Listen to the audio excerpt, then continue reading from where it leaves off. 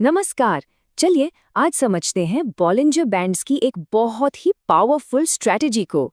एक ऐसी स्ट्रैटेजी जो कम रिस्क के साथ इंट्राडे ट्रेडिंग में काफी मदद कर सकती है। तो शुरू करते हैं। ठीक है। तो ट्रेडर्स के साथ अक्सर एक चीज होती है ना। प्राइस टॉप बॉलिंजर बैंड को छूता है, हम शॉर्ट करते हैं और फिर वो ऊपर ही जाता रहता है। आखिर ऐसा होता क्यों है?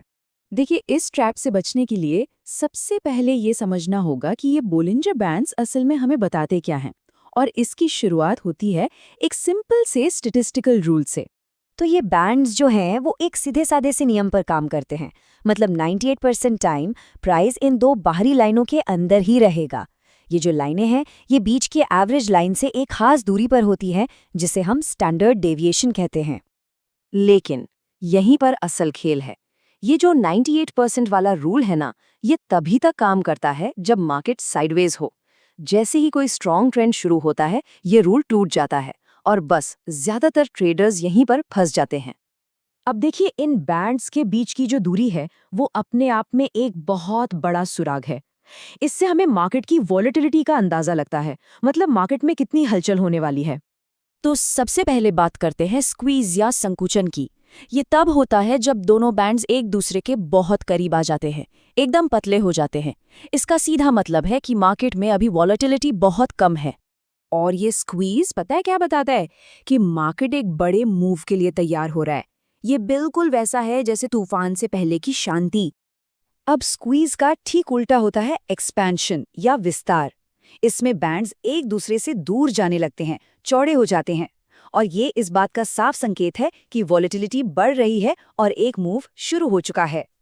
चलिए, अब आते हैं सबसे जरूरी कॉन्सेप्ट पर, जो हमें बोलिंजर बैंड के जाल से बचाएगा, और वो है मार्केट के दो फेज को पहचानना। तो देखिए, मार्केट या तो ट्रेंडिंग फेज में होता है, मतलब प्राइस किसी एक बैंड को पकड़कर ऊपर या नीचे जा रहा होता है, या फिर वो कॉन्ट्राडिक्शन फेज में होता है, जो एक संभावित रिवर्सल का इशारा करता है। इन दोनों में फर्क करना ही बस वहीं पर सारी बात है। अच्छा, ट्रेंडिंग मार्केट को पहचानने का एक बहुत ही आसान विजुअल तरीका है। जब तीनों लाइंस यानी ऊपर, बीच और नीचे वाली सब एक ही दिशा में मुड़ जाएं, तो समझ जाइए कि एक स्ट्रॉन्ग मूव चल रहा है। कॉन्ट्राडिक्शन तब होता है जब मार्केट में कुछ अजीब होता है। मतलब ये एक संकेत है कि बायर्स और सेलर्स के बीच अब लड़ाई चल रही है, और जो पिछला ट्रेंड था वो अब कह सकते हैं कि थक गया है। अक्सर ये तब दिखता है जब कोई बड़ा गैप बनता है या अचानक से प्राइस पलट जाता है। तो सवाल ये है कि इन रिवर्सल्स को सही सही ट्रीट कैसे करें।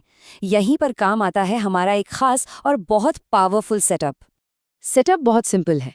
हम नॉर्मल बॉलिंजर बैंड्स यूज करेंगे, लेकिन जो बीच वाली 20 पीरियड की लाइन है उसे हम हटा देंगे ताकि चार्ट एकदम साफ दिखे। उसकी जगह हम एक 8 पीरियड का ईएमए लगाएंगे। ये ईएमए थोड़ा तेज होता है, तो हमें रीसेंट प्राइस एक्शन का ज्यादा अच्छा आइडिया देता है। तो चलिए एक शॉर्ट एंट्री के लिए इस सेटअप को स्टेप बाय स्टेप देखते हैं।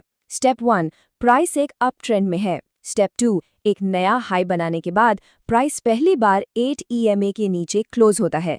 ध्यान दीजिए, ये सिर्फ एक वार्निंग है, अभी शॉर्ट नहीं करना है। स्टेप 3, प्राइस फिर से ऊपर जाने की कोशिश तो करता है, लेकिन एक नया हाई नहीं बना पाता। अब आता है सबसे इंपॉर्टेंट स्टेप 4, प्राइस दूसरी बार 8 ईएमए के नीचे क्लोज होता है। बस यही हमारा कंफर्मेशन सिग्नल है।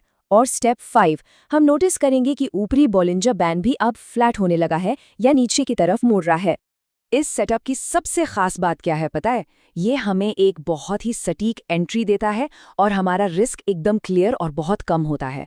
मतलब हम ट्रेंड के खिलाफ कूद नहीं रहे हैं, हम कंफर्मेशन का इंतजार कर रहे हैं। ठीक है, तो सेटअप कंफर्म हो गया। अब ट्रेड को सही से एग्जीक्यूट और मैनेज कैसे करना है, ये भी बहुत जरूरी है। तो हमारा एक्शन प्लान क्या होगा? एंट्री होगी कंफर्मेशन कैंडल के क्लोज पर, मतलब वो कैंडल जो दूसरी बार 8 ईएमए के नीचे बंद हुई। स्टॉप लॉस रखेंगे हम सबसे रीसेंट वाले स्विंग हाई के ठीक ऊपर। हमारा पहला टारगेट होगा निचला बॉलिंजर बैंड, और जैसे जैसे प्राइस नीचे जाएगा हम अपने स्टॉप लॉस को पिछली कैंडल के हाई पर ट्रेल करते जाएंगे। तो कुल मिलाकर इस पूरे सेटअप का मकसद यही है कि हम जल्दबाजी में शॉर्ट करने से बचें और एक बेहतर रिस्क टू रिवॉर्ड रेशियो के साथ ट्रेड करें। ये पूरा खेल पेशेंस और कन्फर्मेशन का है। तो आखिर में एक बात हमेशा याद रखनी चाहिए, किसी इंडिकेटर पर मास्टरी करने का मतलब सिर्फ उस टूल को इस्तेमाल करना नहीं होता, बल्कि उसके जरिए मार्केट की कहानी को समझना होता है। ये बैंड्स हमें वही कहानी पढ़ने में मदद करते हैं। तो सवाल ये है, क्या हम सिर्फ इंडिकेटर को ट्रेड कर रहे हैं या मार्केट की कहानी को?